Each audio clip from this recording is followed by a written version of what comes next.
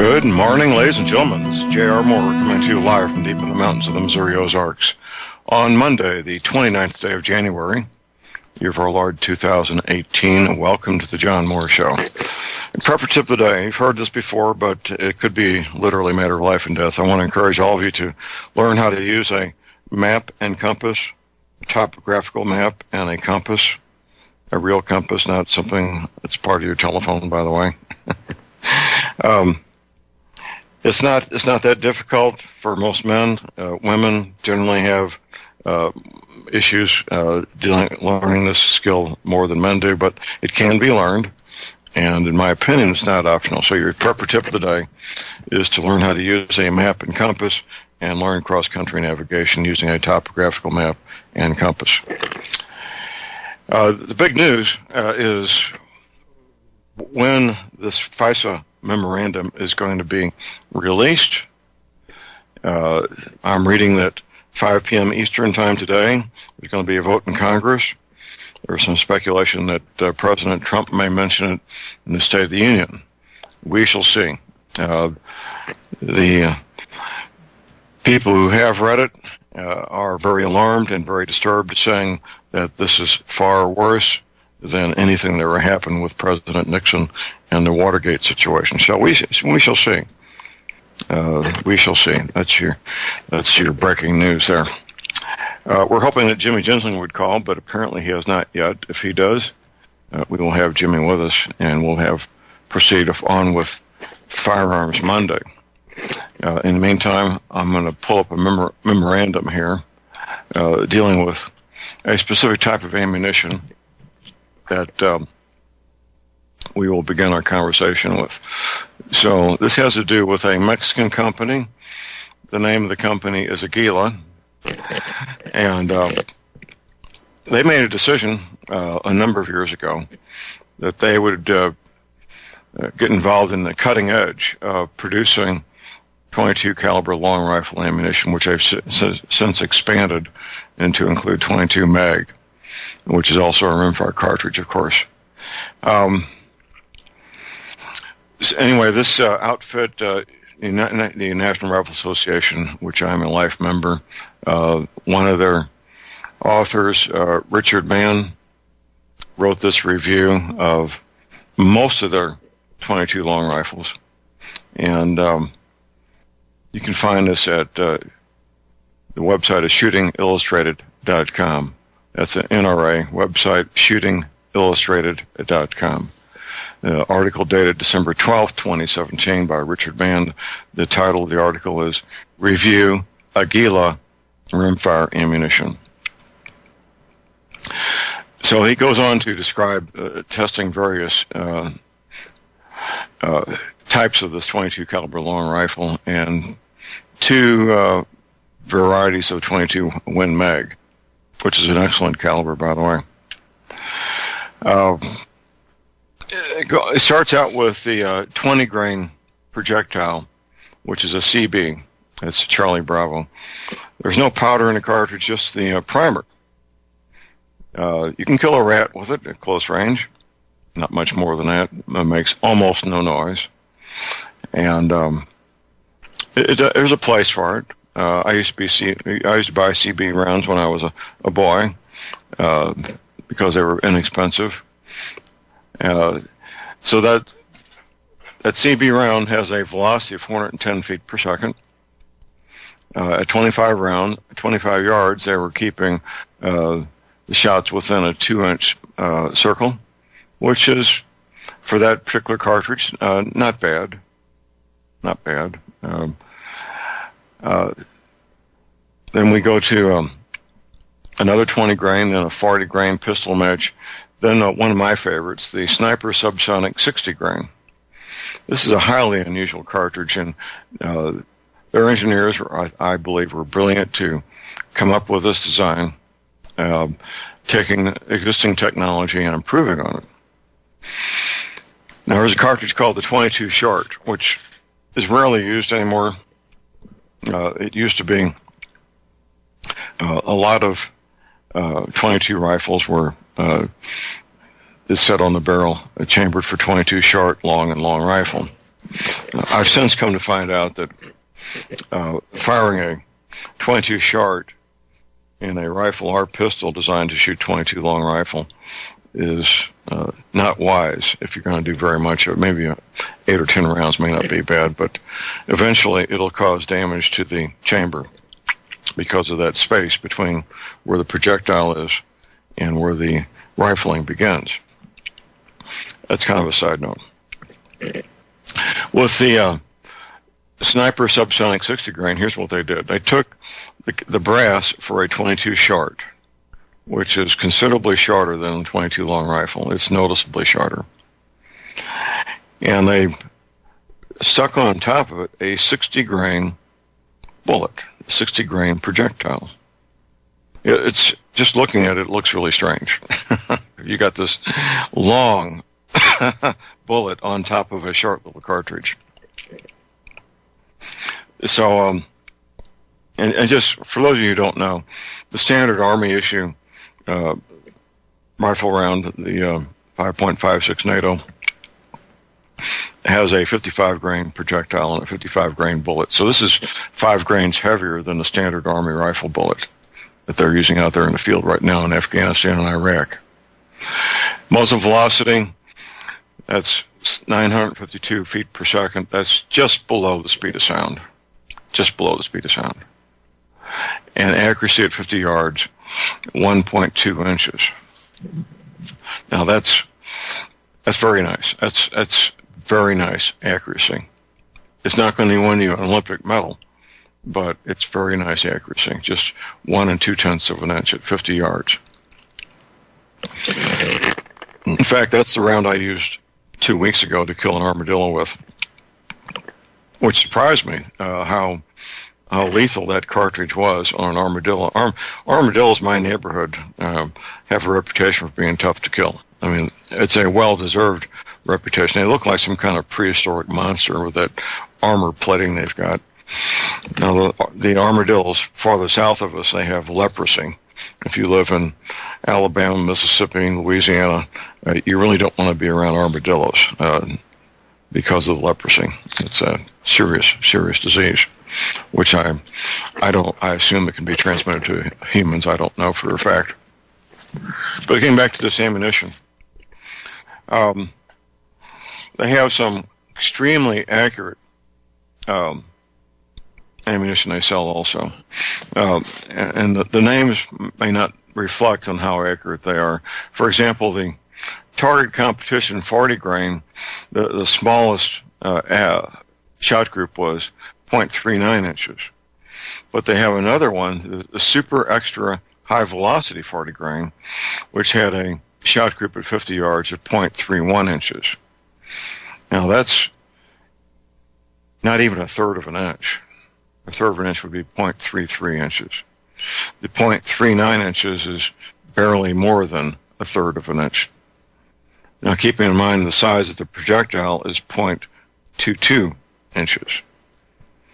So you're basically, with those 2 rounds, and there's a couple others I'll mention too, you're putting all your bullets through one hole. Now, the standard velocity 40 grain, you're looking at 0.48 inches at 50 yards. Now, that's the 3 most accurate rounds they've got with this testing. Moving on to the 22 mag, we've got the 22 mag Silver Eagle jacketed soft point 40 grain nickel plated. You're putting out a 40 grain bullet at 1,883 feet per second and doing a shot group of 50 yards at 0.51 inches. It's just a tiny bit more than half an inch. That's excellent. Then you've got the 22 mag Silver Eagle jacketed soft point 40 grain. It's not nickel plated. Pushing that bullet out, 40 grain bullet at 1,814 feet per second and doing a shot group of just barely more than half an inch, 0.53 inches at 50 yards. Now, these are some excellent cartridges. They really are. I like everything Aguila makes. They also make a little Shardy 12-gauge round. It's, I think, 1 3/4 inches long, which if they'll cycle through your shotgun, and you need to do some testing before you want to rely on this, they cycle perfectly through some shotguns. We're talking semi-automatic and slide action shotguns, and others they don't. That's just the nature of this particular cartridge. But if they will cycle through your shotgun, and there may be your gunsmith might be able to make some slight modifications to make them cycle through your shotgun, by the way. You can have a increase in the cartridge capacity of your shotgun by, maybe 2 or 3 rounds, which may not sound like much unless you're dealing with a home invasion of maybe 3 men, and you need those extra rounds. That might be a difference between life and death to have those extra rounds in the shotgun ready for use. So that's a good thing to keep in mind also, that Aguila makes these little shorty shotgun rounds. During at least for myself anyway, during the 8 years that Hussein Obama was president, we had an ongoing shortage of .22 long rifle for pretty much all those 8 years, beginning, I'd say, within 3 to 4 weeks of him being elected the first time. It went on, and the last 4 years it was really bad. During that period of time, I know myself and others in the gun culture, the attention being brought to the .22 long rifle cartridge because of these charges caused us to maybe reflect on them a little bit more, do some testing. I know I did some testing that I'd never done before, and I was very pleased with the performance of .22 long rifle. The Army's standard is to be able to penetrate a piece of 3/4-inch plywood to be considered a lethal round. Well, most .22 long rifle rounds will go through a 3/4-inch piece of plywood with hardly slowing down at a reasonable distance, up to maybe 30 or 40, maybe even 50 yards. It was about 22, 23 yards I was doing my testing with 3/4-inch plywood. I initially started out with 2 pieces. One would be my main backup, and then a backup behind that. I quickly learned that shooting the tight groups I was shooting, that I was penetrating both 3/4-inch pieces of plywood with .22 long rifle, and I ended up having to put another 2 or 3 pieces behind that to have an effective backstop. So that was a real wake-up call for John Moore to see the nature of this cartridge, what it's capable of doing, and I was very happy to find that out, because I'd never really looked that carefully at .22 long rifle, even though I began shooting it that cartridge while Dwight Eisenhower was still president, more than 60 years ago. So it was very, very gratifying to know that it's the least expensive ammunition you can buy. Obviously, it is. A case of .22 long rifle is 5,000 rounds. That's the most cost-effective way to buy .22 long rifle, is buy the case. However, there's a however coming here. If you want your .22 long rifle to cycle through a semi-automatic rifle or pistol, do not buy a case before you do some testing. And I would say at least 100 rounds. At least 100 rounds. Or you may end up with 5,000 rounds of 20, and it could be excellent ammunition, but it just may not cycle through your particular rifle or pistol. And here's something to keep in mind. Listen carefully. All semi-automatic firearms are ammunition sensitive all the time. I'm going to say this again. All semi-automatic firearms are ammunition sensitive all the time. Now that's words to live by. You can take those words to the bank. Now here's what I do. And I did this about, it's been almost 2 years ago, when Hussein Obama was still president. I took out of my inventory, I think, maybe 6 different kinds of 22 long rifle. And I had one of my Ruger Mark II pistols. I use Ruger Mark II pistols in my pistol classes, concealed carry training. There's the Mark I, Mark II, Mark III, and Mark IV. They just had a recall on the Mark IV, by the way, some issues with the safety mechanism. Anyway, I took those 6 different types of 22 long rifle to my range out back here behind my home, and I did some testing to determine which ones would and which ones would not cycle through my Ruger Mark II. And I made some notes about which one cycled and which one didn't. And when I finished my testing, I made up paper tags. I just typed it out here on my computer using a small font, it was probably about a 6-point font, very small. And I made laminated paper tags for all my Ruger pistols that I laminated and attached to the back strap of the hand grip, where it would always be there. And when it came time to fetch ammunition for these particular pistols, I would know which particular ammunition would cycle properly through these pistols. I've got, I think, 3 of these I got 1 Mark I and 2 Mark IIs. I would really love to get myself a couple of Mark IVs on one hand, and on the other, I have such an inventory of holsters and magazines, especially for all these earlier editions, that it would be another pretty good size investment. But that aside, you can and should do this with all your semi-automatic rifle, shotguns, and pistols. Shotguns tend to be less ammunition sensitive than rifles and pistols, although they can be also. I know that I've owned semi-automatic shotguns that warned you to not shoot low brass shells because they didn't have enough power to cycle the mechanism. That was a high standard Mark 10, Model 10, by the way. I had that shotgun for decades, and finally the collector's value got to the point where I just couldn't justify holding on to it anymore. And here's our break. Call number is 800-313-9443.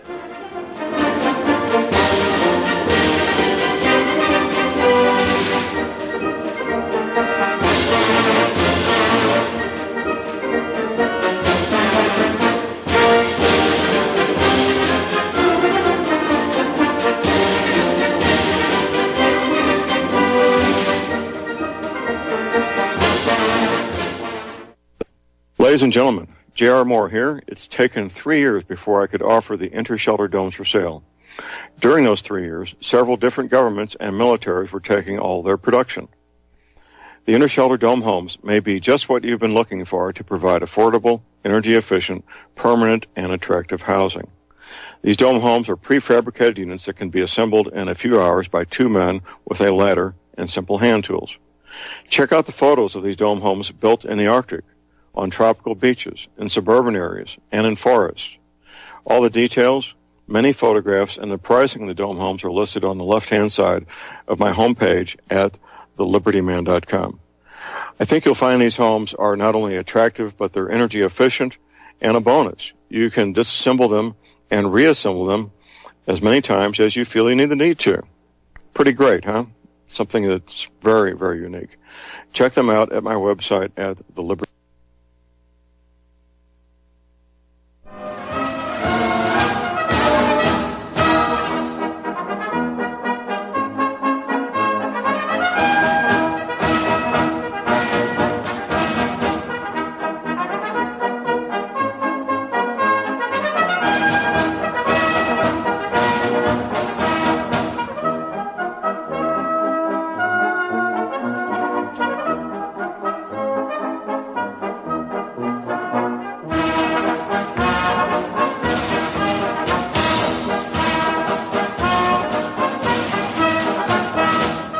We are back, ladies and gentlemen, we're back. J.R. Moore here on Monday, the 29th of January. The topic of bug-out bags and bug-out firearms is a frequent one in these various forums, such as survivalblog.com, one of my favorite places. My first choice for a bug-out or bug-home, more appropriately, a firearm would be a .22 rifle or pistol, maybe both, for the following reasons. First of all, you're not looking for trouble. You're not attempting to engage an enemy in battle. That's not your goal. Your goal is to get home or get to your safe haven, whatever it might be. Avoiding contact with human beings, avoiding the enemy, if there is an enemy, and so forth. Now, if you're going up against a disciplined military force, you don't want a .22 caliber rifle or pistol. Obviously not. But in my opinion, you obviously don't want to be doing that in the first place. You want to be avoiding hostiles, whether they're criminal gangs or a disciplined military force. Stealth, silence, silent movement, and so forth. That's how you do that.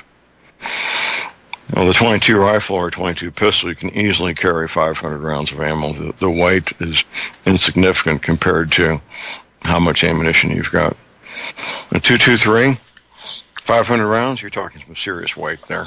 Some really serious weight. So, that's my choice, and that's what I carry with me for bug out or bug home purposes. An extremely accurate pistol or an extremely accurate rifle, by the way. I should mention that I will be the keynote speaker in Dallas this coming March. If you go to my website at thelibertyman.com, let's do that right here. Go to my website and scroll down. What you come to real quick is the Watchman Conference, hearthewatchman.com, on March 22nd through the 25th. I will be the keynote speaker, and look forward to meeting a lot of you there. If you'd like me to come and speak to your group, well, my contact information is at my website. I'd be glad to come to speak to your family, your group, your church group. I really like getting out and doing that. It's one of my favorite things. I will be back in Prague, Czech Republic, by the way, in September. I was awarded the Prague Peace Prize this past July 2017, and I'll be going back there to speak again in Prague at the end of September this year. So if you're in Europe and want to get by there, as soon as we get some details, we'll get them published. It's still a ways off. I don't believe the venue's been announced yet. The venue we had last year was very nice and elegant theater there, the Lucerna Theater there in Prague, downtown Prague. So yes, I do speaking engagements for families, for church groups, for your group, and all the details on how to do that are at my website, or just give me a call. My telephone number is at my website at thelibertyman.com. Getting back to a bug-out rifle or a bug-out pistol, Americans are fascinated by handguns, by the way. In case you don't know, Americans love their pistols. And I'm not one to talk. I can't even tell you how many pistols I own. It's a bunch. 15, 16, 20, I don't know what it is. I have to sit down and look at my inventory. So I understand the fascination with handguns, and that's just part of the American culture. I don't question that at all. I do question the intended use people intend to make with some of these handguns.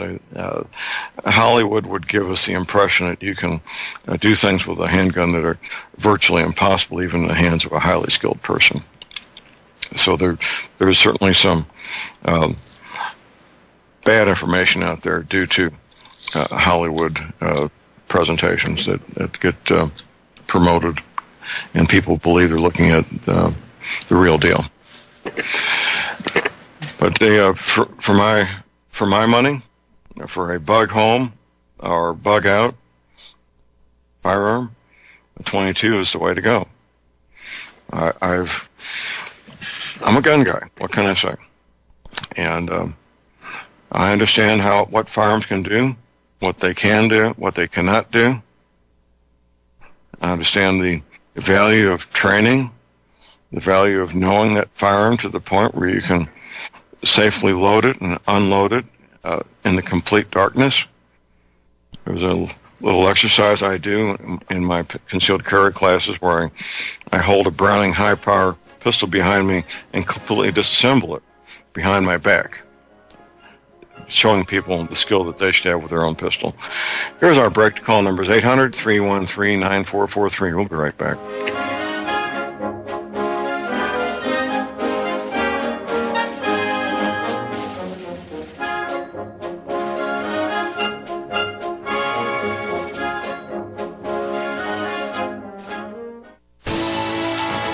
You are tuned in to the Republic Broadcasting Network.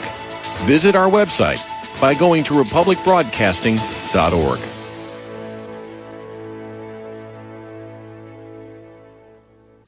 Ladies and gentlemen, J.R. Moore here. We're continuing our energy cleaner promotion, which began August of 2016. In this promotion, you get to buy an energy cleaner, $70 off retail, and a mattress pad, 10% off retail. $200 of the purchase price of the energy cleaner goes to Republic Broadcasting.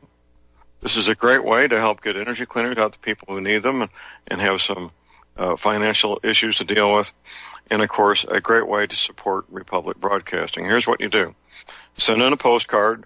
My address is John Moore, P.O. Box 201, Davidsville, Missouri. We pick a postcard every 2 weeks. If your postcard is drawn, you get the chance to buy the energy cleaner, $70 off retail, and 10% off the mattress pads. Put your name and your address, your telephone number, and your email address on the postcard, and we wish you the best of luck. Thank you.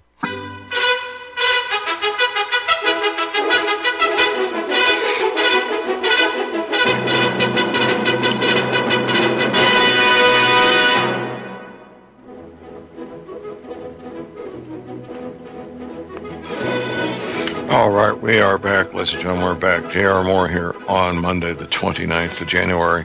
My website is thelibertyman.com. That's thelibertyman.com. Well, we're starting our second year here of our project. It truly is our project. I could not do this by myself. Our project of locating images of continents with new coastlines on television shows and movies. Yes, it's a fun project. Last year, we found, I should say, all of you out there found all these images. We got them posted here at my website. Some really nice and crystal clear and sharp. Some of them aren't that great. Going all the way back to 1952, by the way. They're all right there at my website at thelibertyman.com for you to take a look at. Our friend Rick, worked with a printing company there locally in St. Charles County, Missouri, to make a collage of these images, a really nice collage he's got on the wall of his garage. If you find an image of a continent with new coastlines, get that screen capture to me. You get your choice of any of my 5 DVDs as a thank you. It's a fun project. Let's move forward with it. Also, of course, my website are energy cleaners for sale. This is my home business. I work with the manufacturer, Tom Berryhill, to get these things shipped all over the planet, everywhere except the Antarctic. We always wonder if anybody at McMurdo Station has an energy cleaner down there. I wouldn't be surprised. If you have joint pain, arthritis pain, or back pain, it will most likely help. Not getting a great night's sleep, it will probably help there also. Keep in mind, as of 29 days ago, we're now offering a 90-day money-back guarantee on the energy cleaner, so you're risking nothing when you buy an energy cleaner. Most people these days are going ahead and getting the factory-made fitted mattress pad right at the get-go to go with their energy cleaner. It's the most comfortable way to make use of the energy cleaner and get the most effect out of it in the most comfortable fashion. All the details are right there at my website where you can place your order using PayPal. PayPal is the most effective and safest way to make a payment online. And if you live in the USA, PayPal now takes payments. We also take MasterCard, Visa, Diners Club, American Express. You can send me a check. My address is right there at my website. Mail me a check. When you place your order, I'm the guy that boxes them up. I pack them. They go out priority mail from the little country post office in Cherryville. That's what I do. And every time I sit a package on the counter, which I'll be doing later this morning, I think to myself, here's one for the good guys. I got a toll-free hour line 24 hours a day. Here it is, 800-592-9543. I say again, 800-592-9543. This is Firearms Monday, and we're talking about ammunition, primarily ammunition, 22 caliber Aguila rimfire ammunition. I want to word a couple of words of caution, not about Aguila. First is Remington bulk pack 22 long rifle. It's become common knowledge in the gun culture. Do not buy Remington bulk pack 22 long rifle. Simply don't buy it. I don't know what they're doing at the Remington factory that makes this stuff, but whatever they're doing, they're not doing it right, because the misfires are way too numerous and just an unacceptable level of misfires. So don't buy Remington bulk pack. That's good advice. That's good advice. Test your ammunition before you buy a 5,000 round case. Test it first for accuracy. If it's a semi-auto, that it will cycle properly, that you're not getting an undue amount of misfires. All those things. And primarily, I'm looking for reliability when I do my testing. Most 22 ammunition has fairly decent accuracy, by the way, but there can be a wide variety. As you know, I mentioned some of the better ones, but what I didn't talk about was the ones shooting a bigger shot group. And we go all the way from the tightest group is right at less than a third of an inch for their super extra high velocity 40 grain, 0.31 inches. And it opens up all the way to 1.88 inches, almost 1.9 inches for the super maximum 30 grain. Now that's a really light bullet, really going very fast. A 30 grain bullet going 1,715 feet per second. Now that is for a 22 long rifle, that's incredibly fast. It really is, which means it's going to shoot flat out to 100 yards. It's going to be a pretty flat shooting round, which may be just what you need. If you're willing to give up accuracy to get that flat shooting round, it's going to have considerable power behind it too, going that fast. A 30 grain bullet going 1,700, it's almost twice the speed of sound. You know, that's moving along really nice out there. And let's see. Yeah, that's the least accurate 22 long rifle, and not counting the CBs. Well, I'm not going to count the CBs because that's really not even there's not even any powder in there. It's a highly specialized cartridge. Now there's other brands out there that are excellent also. I just wanted to focus on Aguila this morning because they are doing such a good job. There's this, the Olympic grade stuff comes out of England, and I've heard it pronounced Ellie and Eli. I think it's probably Ellie is probably the more proper pronunciation. It's E-L-E-Y, I believe. E-L-E-Y.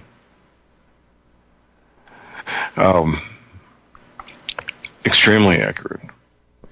Olympic grade ammunition. Very expensive. When you get into that level of manufacturing, the very close tolerances, the extra care given in the manufacturing of this Olympic grade ammunition, you need to be ready to pay the price. I recall during the worst parts of the Hussein Obama ammunition charges, the Ellie ammunition was always available because it was so expensive, and guys simply weren't willing to pay that much money. Even though they needed the ammunition, they didn't want to spend that kind of money. I went ahead and bought a couple of hundred rounds just to try it out and see what it was like, and it lives up to its reputation. It really does live up to its reputation, well-deserved reputation of being match-grade, Olympic-grade ammunition. Which, if you need that, by all means, get it. If you're shooting in competition, you want that competitive edge, spend the extra money, get the ammunition, and then you've got that part taken care of. The testing done by this writer for the NRA, he used a new ultralight arms model 20 RF, and he also used a Ruger single 6 revolver and a Ruger 7722 rifle as well. So he used 3 different firearms to do this testing, and shooting 5-shot groups, 5 consecutive 5-shot groups from a sandbag rest at the listed distance at 81 degrees Fahrenheit. So he did it in a very disciplined manner. There's no industry standard we have for this testing. The NRA has their own standards, and they're good standards. There's nothing wrong with them. When you do your own testing, you set up your own standards and do your testing at 25 yards or 50 yards, whatever you choose for rimfire ammunition. It takes a chronograph to really get know how fast these projectiles are going. And this equipment's gotten so inexpensive that if you want to do that kind of testing yourself, you can afford to do so. It used to be for penetration. The guys would use 1-inch pine boards assembled 1 inch apart. Now they're using ballistic gel for that kind of testing to see what kind of penetration they get. I think they both have their place. The 1-inch pine boards, you're going to get some deviation because not all pine is the same. Some pieces of pine lumber could be denser than other pieces, especially if there's a knot. Those knots can be incredibly tough, and the areas right around the knot can be incredibly tough compared to the rest of the pine wood. Ballistic gel is a good standard. Lots of photographs taking of projectiles hitting the ballistic gel, very spectacular, and they show how deep the projectile penetrates and what kind of wound channel it makes. There's the hydrostatic pressure that makes a temporary wound channel, and then there's a permanent wound channel that's left after the hydrostatic pressure goes away. So you can see in a photograph both effects if you've got the right equipment set up to photograph it with video. .22 Magnum. It's a very desirable cartridge for a number of reasons. First of all, the ballistics are highly desirable. Look at these 2 cartridges here. You got a 40-grain bullet going 1,800 feet per second. That's some serious power of a little .22. Now, you can't fire a .22 long rifle out of a rifle or pistol chambered for .22 Magnum. You can't do that. I'm not sure what would happen if you attempted to, but you can't. You may end up, I don't know. Just don't do it. It's never been something I've had any desire to do, so don't even consider it.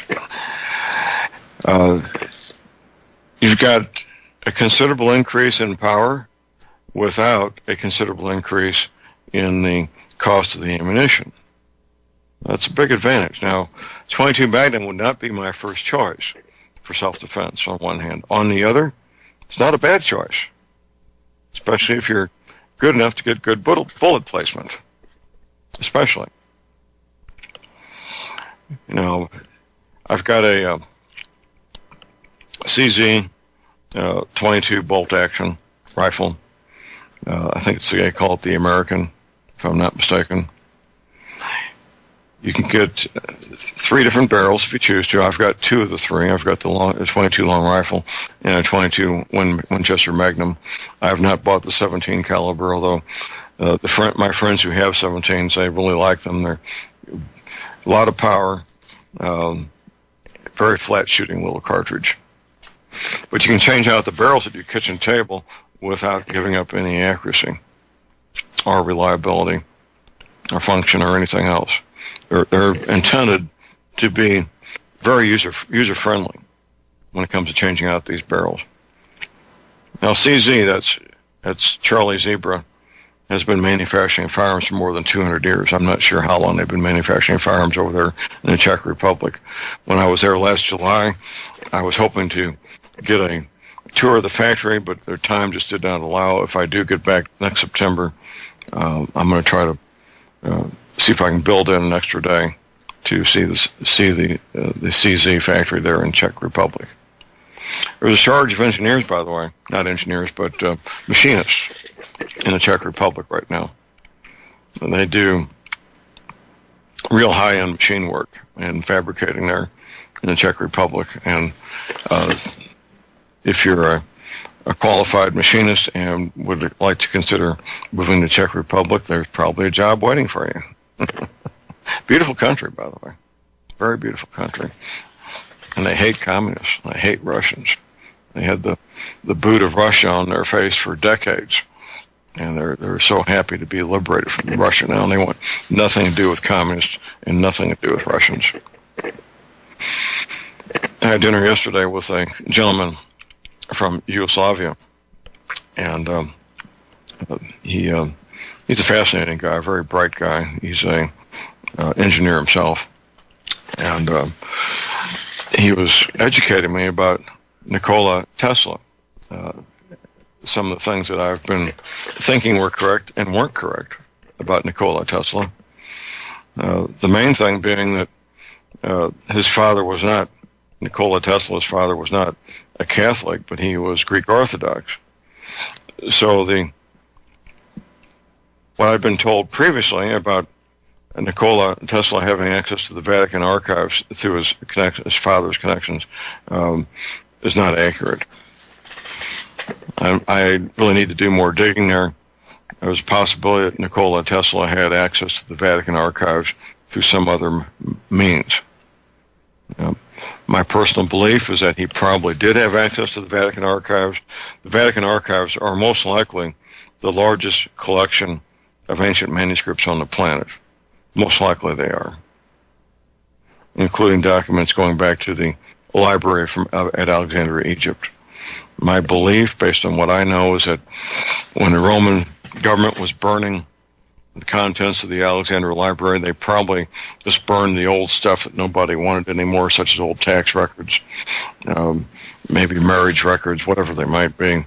When they took back to Rome the books that had to deal with science, engineering, medicine, technology, and so forth, and then kept them there under the care and custody of the Roman government. When they started to fall apart, then most likely the Catholic Church moved all that stuff to the Vatican, where they've kept it ever since. That's my belief based on what I know. Getting back to the ammunition, the 22 Winchester mag is often overlooked, often not paid much attention to, but I think it deserves to be looked at carefully. I believe it deserves to be paid attention to.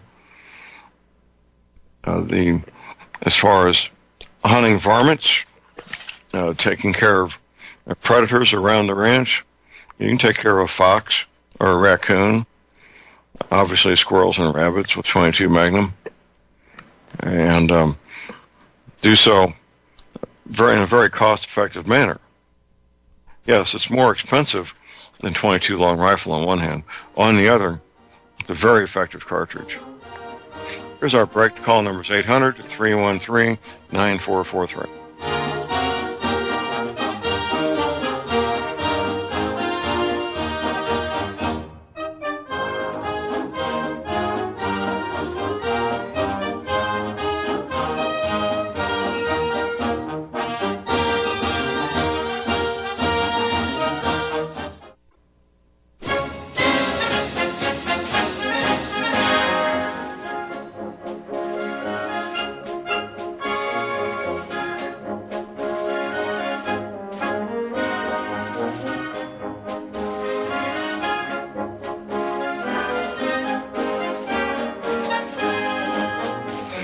All right, we are back, ladies and gentlemen. We're back. J.R. Moore here on Monday, the 29th of January.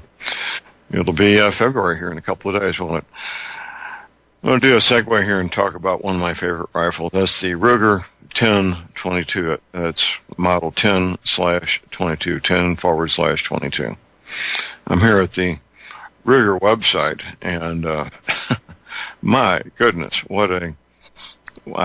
I can't even count how many they've got here. It's way, a lot. It must be 25 or 30 different models. I'm going to focus here on one of them, the 10-22 takedown. Highly desirable. Now, it turns out and we didn't know this, at least I didn't know it when they first came out in the mid-1970s. I think I bought my first 10-22. It would have been around 1976, about in there. What was that, 42 years ago? It turns out it's a modular little rifle, little carbine, that you can easily buy aftermarket accessories and reconfigure it and so forth. This particular model here, it's model 21133. It's a Ruger 10-22. The specific model is 21133. It's got a lot of interesting features to it. First of all, it's the takedown model. So the barrel disconnects from the receiver and the back end of the rifle by just turning it about a third of a turn or so, and the whole thing comes apart. And you can put it in a backpack or a suitcase or whatever, and have a very compact little package there. Now, this particular model has a nice heavy barrel on it. I like that heavy barrel. 0.92 inches, not quite a full inch. It is threaded with a thread protector on it. So if you want to attach a suppressor on it at some later date, the threads are already threaded, which is handy. Now the trigger.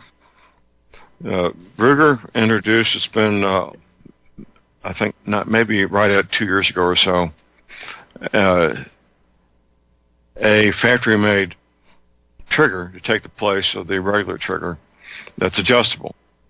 Rugers, for decades, Rugers have had a reputation for not having terribly good triggers on them, and I don't know the reason why. I could speculate, but what's the point? But this factory-made upgrade to the trigger is something. If you got a 10-22, you really need to look at this, because it's a dramatic enhancement for this particular rifle to get the factory upgraded trigger. It is adjustable, and it helps a lot. Here's our break. Stay tuned. We'll be right back.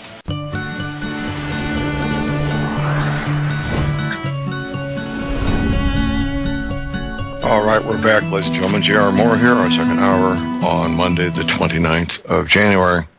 Prepper tip of the day. I've mentioned this before, but it's so important. I'm trying to get people to take action here, if they would.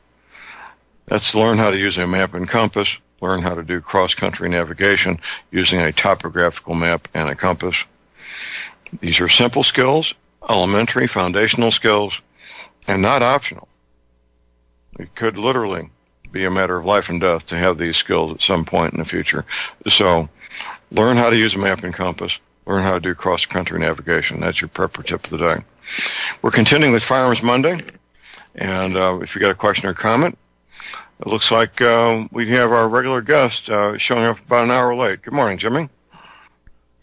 Good morning, John. I apologize to everyone and all our listeners. For some strange reason, my body just didn't want to move this morning.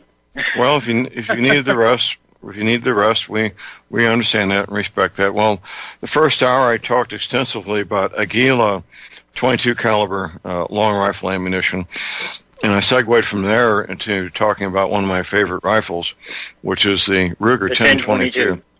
he knew what I was going to say. Takedown. And this is specifically the model 21133. It's got the bull barrel on it, the adjustable comb on the stock. And the last thing I was saying before the break, Jimmy, is how much I really appreciate the factory upgrade to the trigger, which if you've got a 1022 and you really want optimal accuracy, you really need this factory upgrade on a trigger, don't you? Oh, yes, sir. That is that rifle right there. I've had the joy of shooting a couple of them that people have brought out, a little familiar racing on them. And that is probably the greatest improvement that Ruger's ever done to that rifle. We always said that you couldn't make it any better. All of us let go of the trigger because there's several of us that modified the trigger and did improvements to it, and all the stuff that we would take hours and hours to do, they did at the factory for us. And I really wonder, and I suspect, because of that improvement that they made, I wonder if that was because the way Ruger keeps track of its customers and is always, and I don't mean by a list, ladies and gentlemen, I mean soliciting input. Everything that Ruger's ever made, if a customer calls with a suggestion, they don't poo-poo it. They make note of it. Right. And right. I would highly suspect that the factory improved trigger system and everything is due to the fact that so many people expressed how much they loved it, with the one caveat: how can I improve the trigger?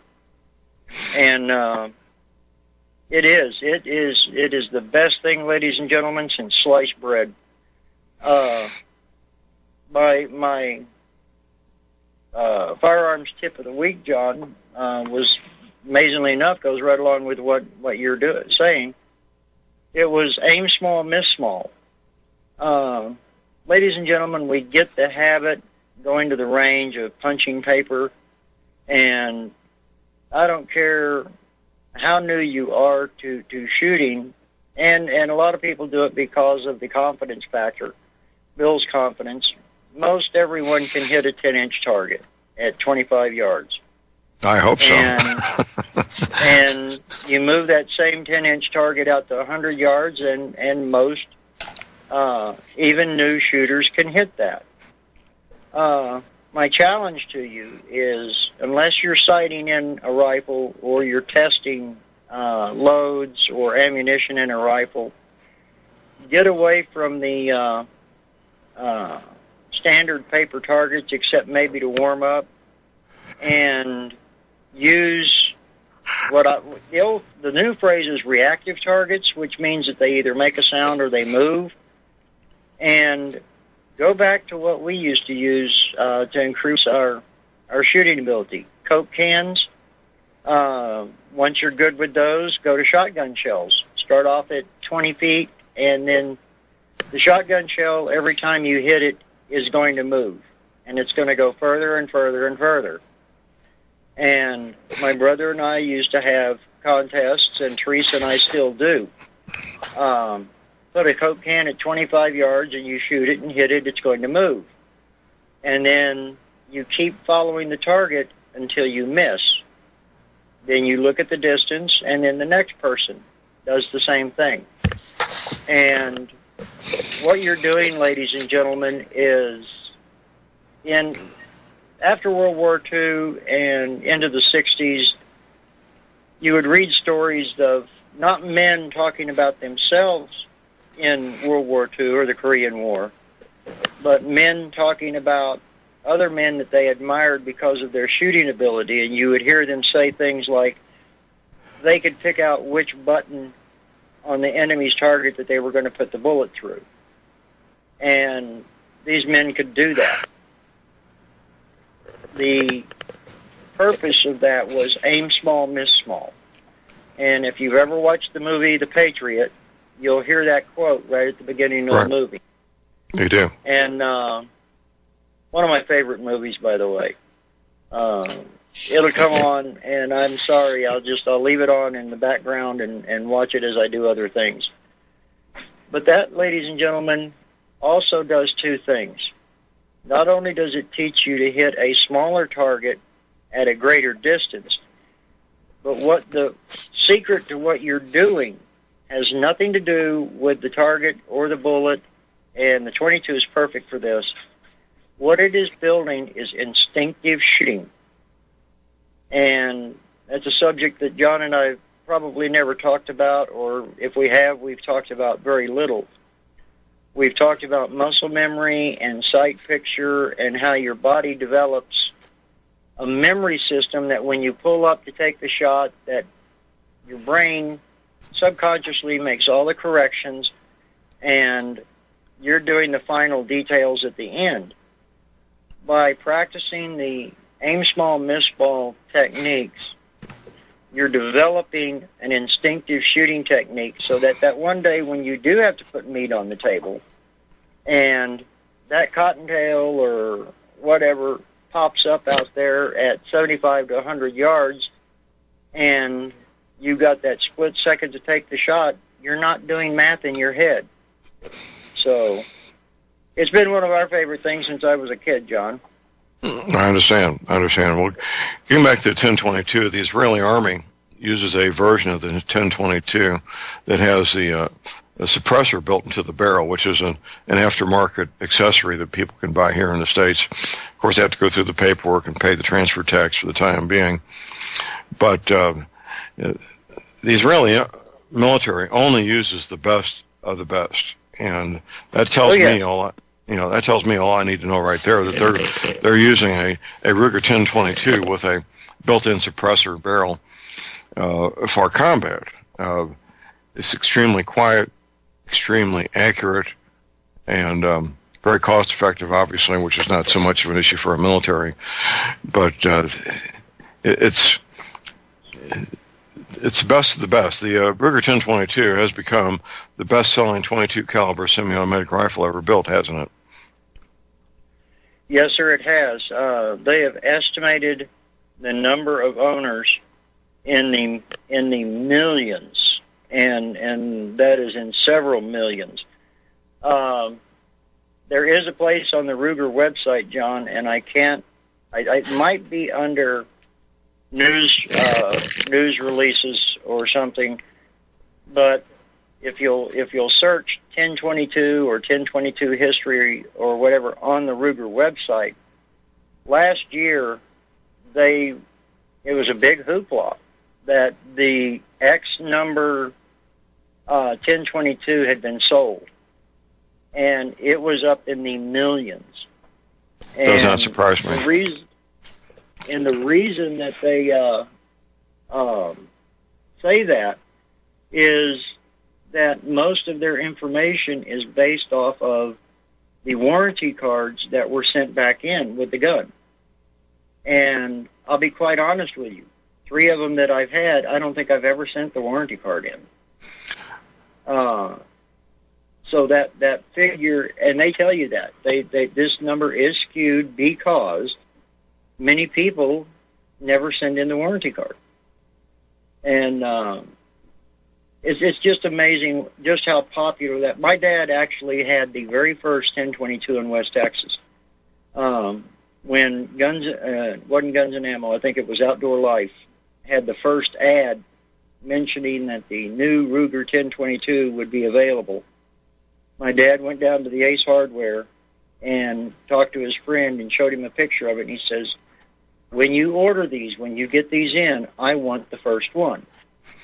And ladies and gentlemen, that was a long time ago when families and everything had friends in stores and around town, and especially Monahans was a very small town, population of about 7,000, I believe. And when he had that order made, he told my dad that he ordered them. And when they came in, he didn't even take them all out of the boxes until my dad got down there and bought the first one. And I still have that very first 1022, John. I inherited that. Okay. And it is yet to fail. And that's with however many hundreds of Appleseed students have used it as a loaner rifle. Trained my daughter on it. My wife immediately took to it. Many friends' children have learned on it. And to this day, ladies and gentlemen, it has yet to hiccup once. And well, they developed the Ruger engineers developed a unique feeding system with that rotary magazine that is really, it was totally unique at the time as far as I know, and it's proven to be incredibly reliable, hasn't it? Oh, yes, sir. And they actually made a blued and stainless version of the 1022 N22 Magnum. Rumor has it they may be bringing that back. And that was just the cherry on top. Well, it was. And right.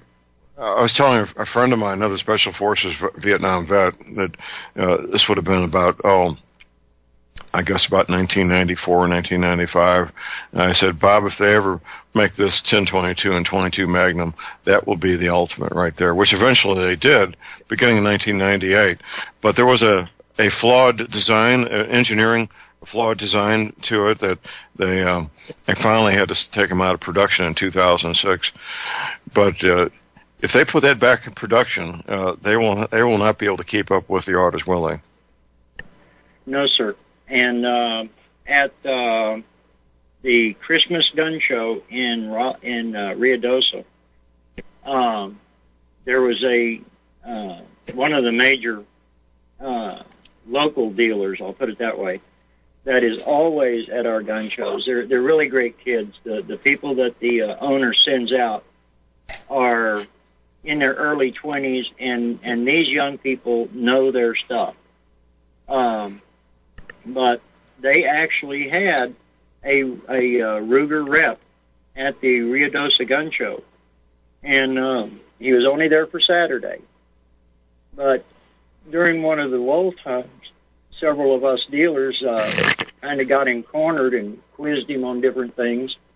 And of course, you know, this guy's a professional. He's a PR guy, so he knows what's up and coming. Right. And we mentioned that to him. You know, we had heard rumors for years, and he goes, "Oh, the rumors have feet." And in the industry, ladies and gentlemen, that means that they have worked on or are working on, and it was a flaw that was something, and the way he put it, he says it should have never got out because they suspected it, but they released it early without all the testing that they normally did with everything else. And got out there, and some guns exhibited the flaw, and some didn't, and then it just got to the point that everything was. And a friend of mine, Mike, that died a couple of years ago, still has one of those that he never turned in, right. And on the recall, and his son has it now. And your comment on the 22 Magnum earlier. In West Texas, when I was growing up, more coyote hunters used a 22 Magnum for coyote hunting out there than probably anything else. And a 22 Magnum will take down a coyote at 150 yards. I've watched it more than once. Right. So, ladies and gentlemen, if you thought about buying a 22 Magnum, the pistol, it's nice. But you're not having the potential of the cartridge. But if you buy any rifle chambered in 22 Magnum and set it up with a good scope, you have got an excellent farm and ranch varmint gun. Well, Jimmy, one of the things I do with my 22s, all my 22 rifles, I don't put 22 caliber rifle scopes on them. I put rifle scopes meant for a centerfire rifle, full size scopes with a illuminated reticle. And people look at my 22s and say, "What do you got that big scope on there for?" I said, "You watch me shoot this thing, you'll find out real quick." Oh yeah, exactly. And one of our companies that we've in fact, it's our oldest company that we've represented, NC. About 5 years ago, they came up with a Picatinny adapter that the biggest problem, ladies and gentlemen, on most of your 22 rifles, older rifles, and still some of the newer ones, instead of having being drilled for a scope base or anything else, they had what was known as dovetail slots cut into the action. Well, we carry, and John, this thing is just so absolutely incredibly expensive. I think it's like $12. Mm-hmm. But what it does is it is an adapter that clamps onto the dovetail cuts in the barrel, and it's a Picatinny rail. That's neat. That's an excellent idea. Great piece of equipment. Here's our break. We'll be right back. Stay tuned.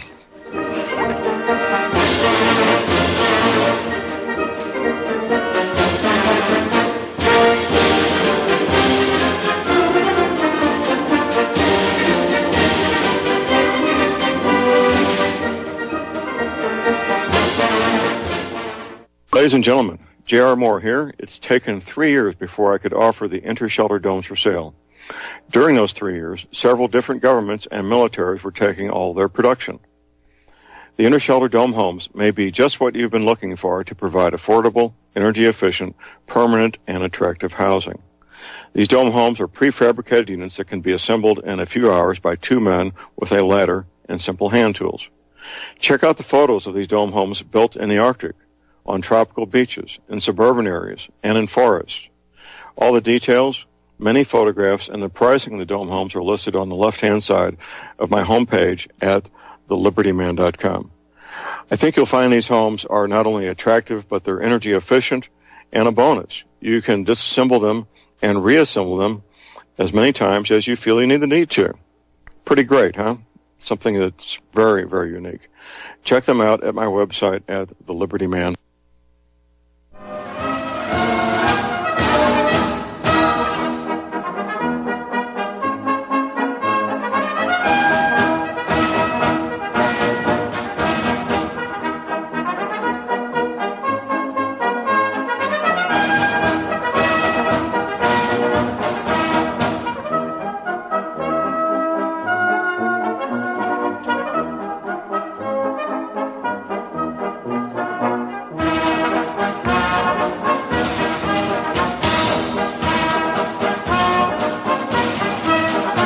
All right, we are back, ladies and gentlemen. We're back. J.R. Moore here on Monday, the 29th of January. If you want me to come and speak to your group, well, all the information you need is right there at my website at thelibertyman.com. Your family, your church group, your group, I'd be glad to come and speak. Just go to my website and check it out. We're visiting with Jimmy Ginsling, the proprietor of Desert Eagle Shooters. That website is deserteagleshooters.com. Let's continue, Jimmy. All right, boss. In talking about the 1022 and the 22 mag, I'll give you another one to look up, and it used the same mechanism, I guess you would say, as the rotary magazine, but a slightly different feed system. And they built it's basically a 1022 on steroids, chambered in .44 Magnum. That one, a friend of mine, Clark, that does the gun shows with us and everything, has got. And to this day, I would just love to find something that I had that he needed. That would be an excellent addition to my armory. But Ruger did it right when they did that.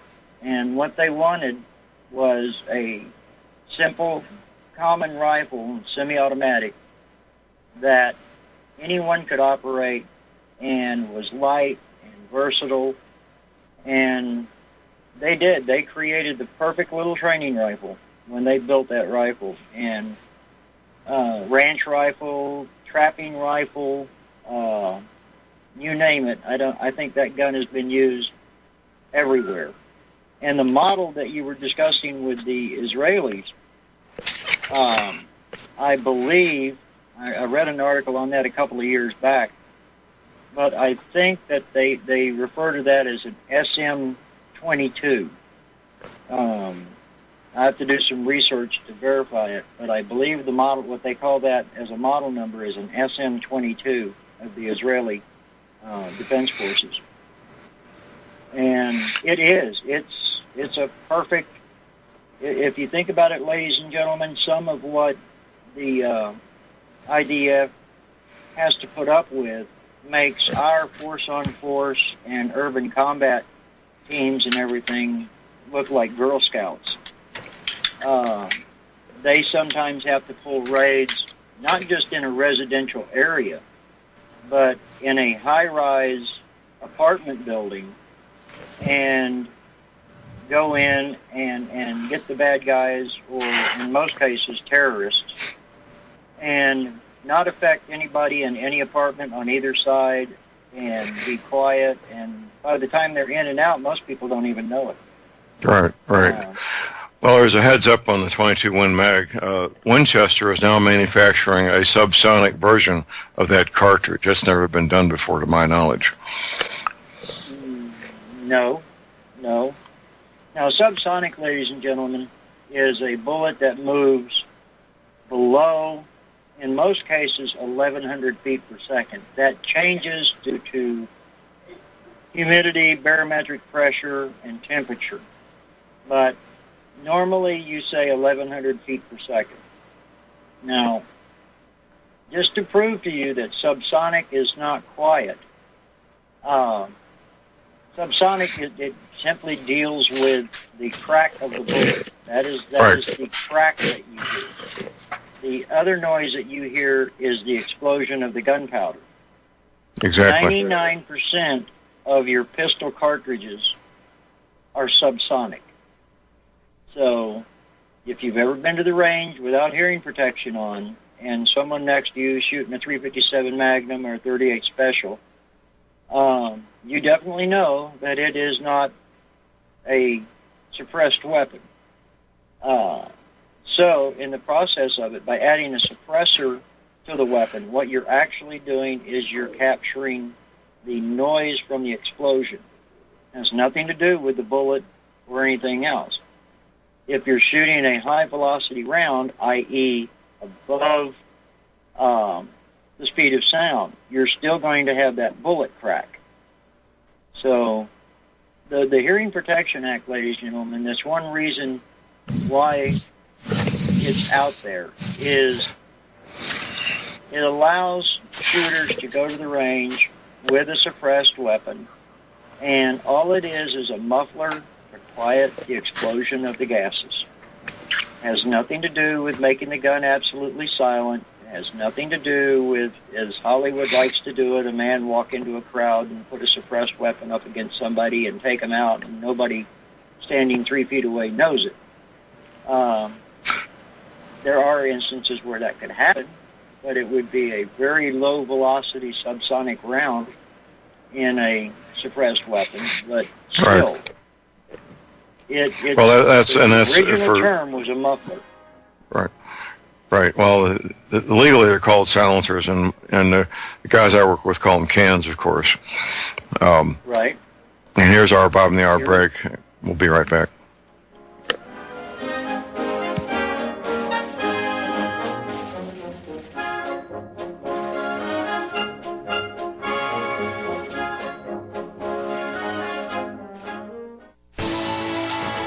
You are tuned in to the Republic Broadcasting Network. Visit our website by going to republicbroadcasting.org.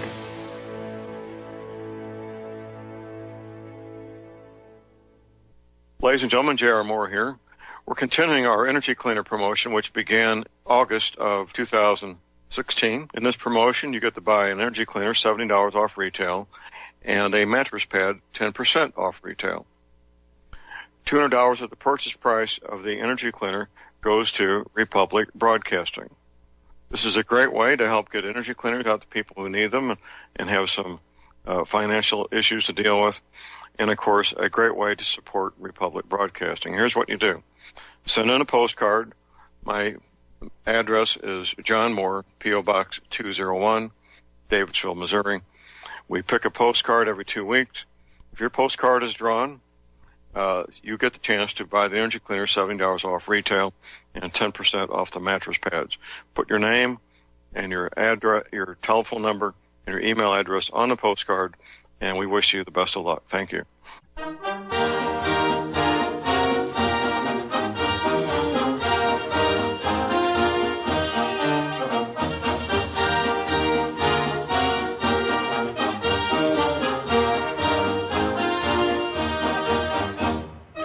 All right, we are back, ladies and gentlemen. We're back. J.R. Moore here on Monday, the 29th of January. We have a new year. We're just about wrapping up the first month of the new year. People want to change things in their life. Maybe you're tired of being tired. We've heard that before, haven't we? Are you tired of being tired? Are you tired of waking up with pain after not having a great night's sleep? Well, what in the world are you waiting for? Get yourself an energy cleaner. Are you risking anything? No, because I offer a 90-day money-back guarantee on the energy cleaner. I use mine every night. If you have arthritis pain, joint pain, back pain, it will probably help. Not getting a great night's sleep, you'll sleep like you haven't slept in years. Yep, you will. Only $285 shipping included. Check out the factory-made fitted mattress pads to go with the energy cleaner. Yes, I take PayPal, the most secure way to make payments online, MasterCard, Visa. If you need to send me a check, my address is at my website.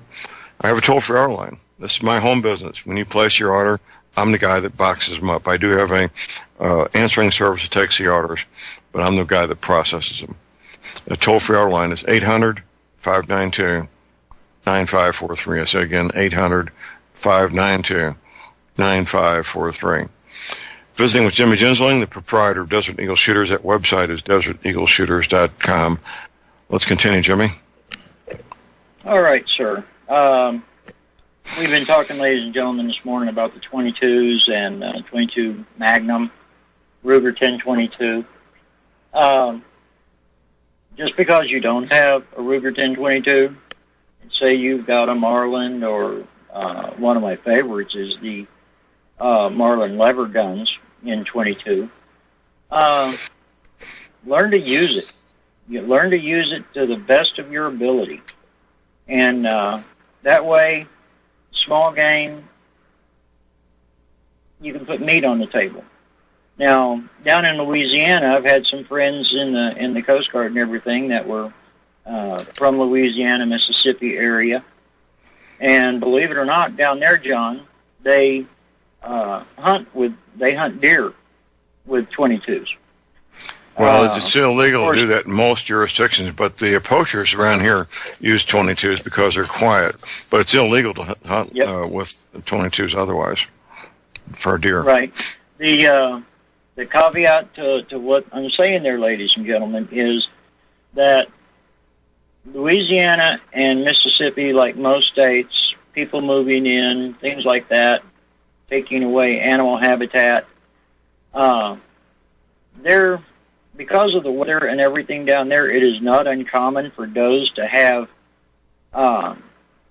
2 pregnancies a year. And the does down there typically will throw twins. So it's not hard to see how you can overpopulate an area. And what the Louisiana game department would do is they would put up a deer, deprivation is not the word I'm looking for, reduction, a population reduction hunt. And any caliber is available, and certain areas, okay, you're locked into these areas here, and once you take however many deer you take in this time period, you go through the checkpoint, show them your deer, that way they can get an idea of how many have been removed from the area and give them a better idea of the population. Doing that, ladies and gentlemen, your little tree hugger and save the animal and everything else, people just go absolutely ballistic on that. But what they don't realize is if they don't do this, then the deer will start thinning themselves. And it's not pretty because some deer, they'll fight them off. They'll starve them to death. They'll neglect babies. Just any manner of ways that nature will take care of itself, and it's not pretty. So, Jimmy, I agree with you, and this chronic wasting disease is another issue that is a growing problem as well. I just counted 92 different models of the 1022 here at the Rigger website. I might have been off by one or two, but I was shocked at how many there are. 92 is what I counted. Yep, and I remember when they came out, there was one. That was it. There was one. We got a caller on hold here. We got Dan in Missouri. Good morning, Dan. Good morning, Dan. Good morning, gentlemen. Since you guys are zeroing in on the 22, I was wondering, John and I have talked about this before, and I wondered if Jimmy could give us some information on the 22 reloading kits that are out there. I don't think there's more than one or two, but have you had any experience with that, Jimmy, and what did you think about it? Yes, sir. We do carry them in the store. They're everything they say they are. Now, there's a caveat to it. It is a long, drawn-out process. It's not going to be quick. And I've got one that I keep in reserve that it's in its own box with its own stuff, and I took the time earlier to actually use the bullet molds with it and cast up a bunch of the bullets. And if it gets to the point that I have to do that, it's there, but it's a time-consuming process. You're not going to load 200 rounds an hour or anything with it. But if you have the kit and you cast the bullets up first, and there's one item that's not sold in the kit, and it's a resizing die. I highly recommend that because if you're using range pickup brass, shot in all different kinds of rifles and pistols and everything else, the chance of it chambering properly is a guess at best. So what I've done, and it's just simple math and everything, in a truly survival situation, is I've processed probably 2,000 to 3,000 rounds of 22 long rifle brass in the resizing deal, and it's all in a bag in there. So the process is actually very, very simple. The primer mixture, which I'll let you know of a couple of other things that's good for, is mixed in 4 parts by measure, and or we should say by volume, not by weight. And in mixing that powder together, you do it in plastic container, and I use a plastic spoon to stir it and mix it, and then I'll put it, normally I'll mix it in the Tupperware, and when I think I've got it close and I know that things are starting to look right, I'll put the lid on the Tupperware, and I'll sit there and just shake it for a couple of minutes just to make absolutely positive that it's a nice, even mixture. And you stand all your brass up, you go through, you use the little funnel that comes with it, and you put 1 scoop of the priming mixture into each cartridge, dry. And the kit also comes with an eyedropper bottle. And I tell folks I use the finest, cheapest vodka I can buy. And you fill that eyedropper bottle with it, and once you've got all of your cases primed, recommendation on that, when you think you've got them all primed, take a flashlight and go over the top and look down into each one. If you see any brass in the bottom, you didn't prime that one. And you can also tell if you possibly double primed one. That one you would want to dump out and redo. But once that is all done, then you go along and put 1 drop of alcohol in each of the cartridges. Now, the next step is where I actually should back up. I use a 1/4-inch drill bit and a Forstner bit, which has a flat bottom, and a block of wood, and I'll sit there, and I think I've like 50 or 60 holes in the wood that I put the 22 rounds in to do all this. Once I put the alcohol in it, then I take that and jar it back and forth. What you're doing is you're settling that primer into the rim where it's got to be compressed. And I'll sit there for about maybe a minute just tapping that on the side of my leg, and I'll turn it to the other side and do it that way, and I'll go all the way around that block of wood doing that, and that ensures that that priming solution gets to the bottom and gets into the rim. And then you simply set that aside overnight.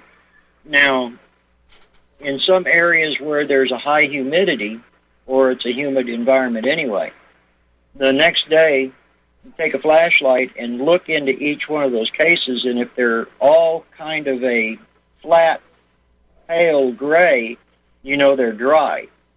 If you see any of them that are slightly dark, that means they're not dry yet. So if one's not dry, very possible several aren't dry. And set them in the sun helps. In the wintertime, I'll set it on the top of the water heater and let the warmth from that work. But what you need to do, ladies and gentlemen, is be absolutely positive that that priming mixture is dry. And then, once that's done, they've got several different powders that you can use, and you use the same little scoop for throwing the powder charge, seat the bullet in it, and then you, the handles that you're using for cast the bullets and everything else also has a crimper on it. So you slide the 22 in there, and you crimp the bullet into place, and you're ready to go. When we first got ours, I sat there and played with it and loaded about 100 rounds and took those and run them through all the different 22s that we've got, including the pistols. And to be quite honest with you, I don't know if it's my method of vibrating it, because you'll read where people will have misfires on them. And I think that is simply because they're not getting the primer material into the rims. And out of all the rounds that we fired, my wife, Robert, was here and tested some of them. We only had 2 that failed to go off.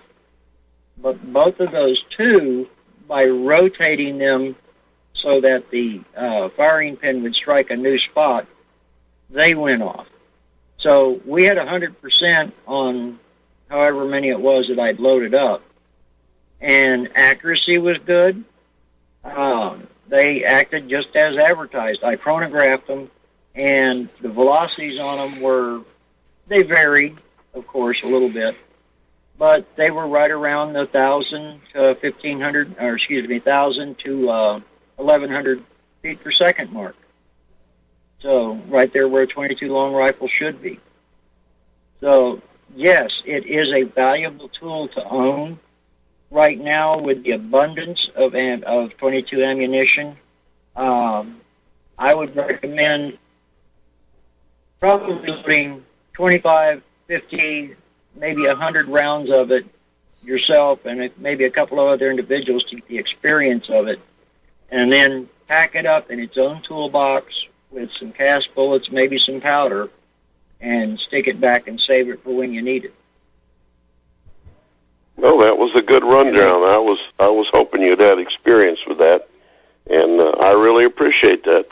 That's good to know, because it sounds phony as heck when you first hear about it, but after I looked at the magazine really good and got on their website, it made sense. But I'm glad you've had the experience. That helps a lot. Thank you. Dan, thank you. Before I get away, Dan. Before I get away, and we will have a meetup this Thursday evening at the usual time and place. It'll be posted on my website before the end of the day. Great. Okay. And Tom Berryall's coming too, right, John? We'll see. Well, he talked about it. I hope he gets to make it. I'll be talking to him today. Yeah. All right, great. Dan, hang on. Thank you, Jimmy. Hang on just a moment. Okay. They also make that in a 22 Magnum reloaded. I didn't know that. This is not a new concept. When I was growing up, Herter's, old company in firearms and accessories and reloading, we used to buy a kit that was almost identical to this one down at our local True Value, and buy the primer mixing packets down there the same way. That at that time they were in small plastic vials, and the scoop was a little bit different than it is in modern times and all. But my brother had actually done this back then, so it's not a new concept. It's just a reintroduction of an old concept with new materials. Yeah, Herder's was the Bass Pro Shop of the 50s, I guess. And then some. Oh, yeah. Mm-hmm. I read those magazines like they were Bibles. I missed that one, though. All right, thanks a million. Appreciate your expertise. Thank you, sir. Okay. Another thing on that, John, with the 22 reloading and all. Like I said, I would pick heads and I would set it aside, but at least do one set of bullets on it so you knew how the process worked. Now, a caveat to that, John, this is where several of my friends and I found the incredible blessing of it. With that priming, one of the main items that when in reloaders, when there is a pinch that becomes hard, is, and we have discovered and actually tested it that by taking the primers that we and most of my presses have a primer catch. I started. Jimmy, you're something. I don't know what you did. You're doing something different. Your audio has just really gotten horrific here the last minute or so. That is, how's it now? That's better. Keep doing what you're doing. Okay. Weird. But anyway, we found out that by taking the primer holes that we saved, there's two parts to a primer, ladies and gentlemen. There is the little case, the little cup, and then the other part is the anvil. And the only part of the primer that is deformed in the process is a dimple put into the cup. Well, we found out that for different size primers, there are different size punches that fit into that just absolutely perfect, John. So you take a bunch of your primers out, you stick them on the end of the punch. Hold that thought. We have our last break. Hold that thought, Jimmy. We'll be right back.